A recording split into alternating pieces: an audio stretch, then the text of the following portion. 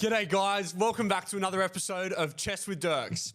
And in today's episode, what we're going to go through is the number one most important thing in order to reach 1500 ELO. And what that is simply just calculating a few lines.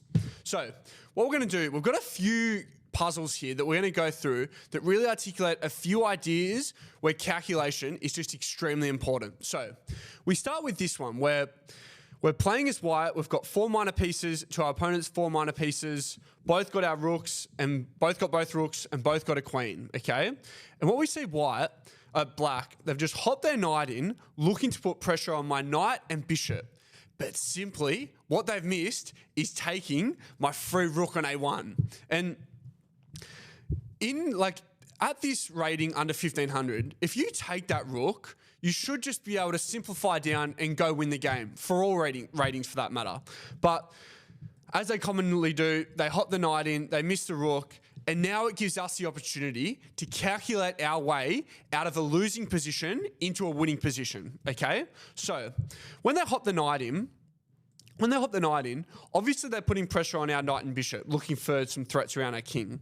But what we need to identify is, even if they take here, so let's play this out. Even though, we play just a random move of kicking his bishop away, what this does is, it allows him to hop his bishop in, and then if we just trade down all the material, yes, we're even in material there, but then he opens this free line, this free diagonal to take our rook, which is not what we want. So what we need to identify is, in this position, black's most important and dangerous piece is this bishop on f6, okay? And the way we need to calculate is how can we remove this threat, and what happens, what are the repercussions if we do remove this threat? So what we see is, our one way to remove this threat is with our knight. So if we take the knight here, if we take the bishop with our knight here, he's got 3 ways of taking back the knight, and we need to calculate all those options, okay? So his 3 ways is take with the knight, take with the pawn, and take with the queen. So let's calculate this. If he takes with the knight first, yes, we're even in material now, and we've removed this dangerous bishop from f6. Are we able to take here, and then we've got this common idea of, if we take here, he takes back the piece, and then the knight can come back here to win the bishop back, and now we're up a piece. And even if he takes our queen, we've still got our rook defending. So we know that line works for us as white. Now we need to calculate the other lines. So what about if he takes with the pawn? Same idea. We take, he takes, we take, and then he doesn't really have any other threats, because if he jumps in here looking for the fork, we can just take back with the pawn, and then we're still fine if he trades. So now we need to look at the third option. So we know these both work. We know our knight hopping in to take the bishop on f6 works if he takes with the knight and the pawn. But now we need to see what happens if he takes with the queen, because now we can't just hop in here, he takes, we takes, because he's still got this threat of taking our rook on a1, which would mean we're just about down material, okay? So what we need to calculate is, what other ways can we get rid of this threat? We know if we take the knight with our queen, yes, it blocks his diagonal from trading down, but if he wants to trade the queens, we can play this same idea that we saw when we traded the knights, is we can take with the knight, now we're even in material, and if he takes here, we can come back and we're up a piece going into the endgame with 2 minor pieces to only his one minor piece. And I think this is just a prime example of, once we're able to spot our opponent's miss or blunder, as white or black, we need to be able to calculate a few lines and be able to go into the endgame up a piece from our opponent's mistake or blunder.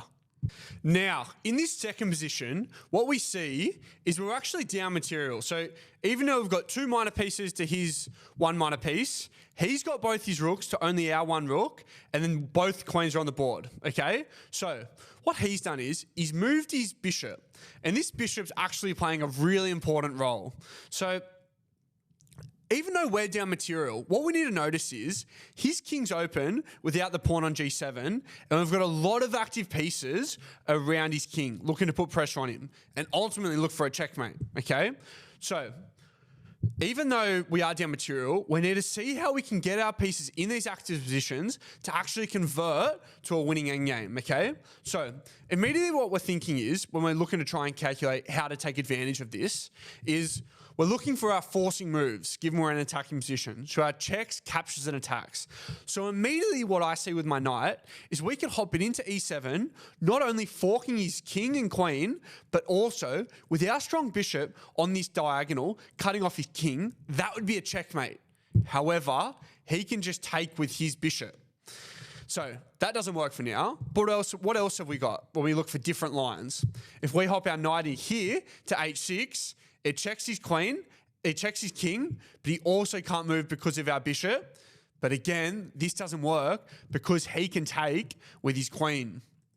So what other forcing moves have we got? Those are our checks. Now, what attacks do we have?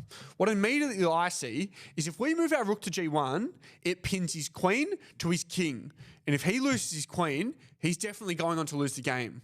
But that doesn't work because if we move, he can just take again with the bishop. So what we notice there, though, however, is his bishop is playing a really important role in stopping our knight from getting to e7 and also our bishop from going to g1. So how can we take advantage of this? Because we know if we move our bishop here, he can't take, because if we go here, he can't take, because then we've got this checkmate here with our knight, and then because his queen was playing the important role of taking back the knight from that checkmate. So he can't play that. But then if we play here, he also can't take with the bishop because we can hop our knight in. And there's our checkmate, because the bishop's role was to take the knight from checkmate, okay? So how can we use these couple of ideas together?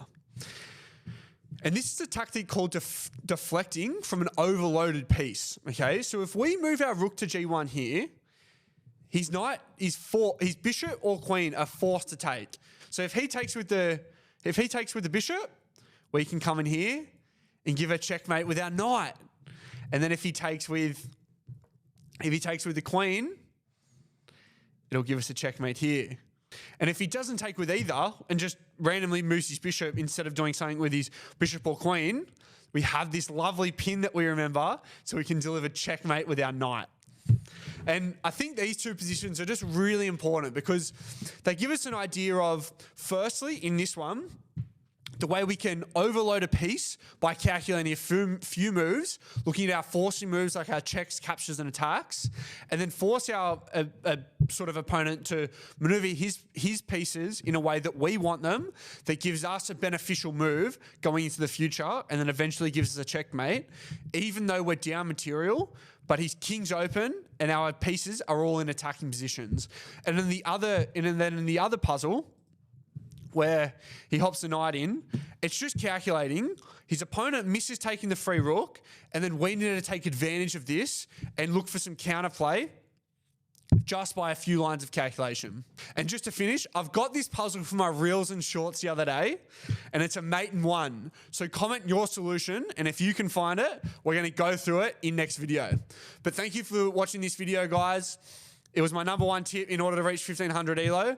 And please just do a few lines of calculations. I'll see you in the next one. GG!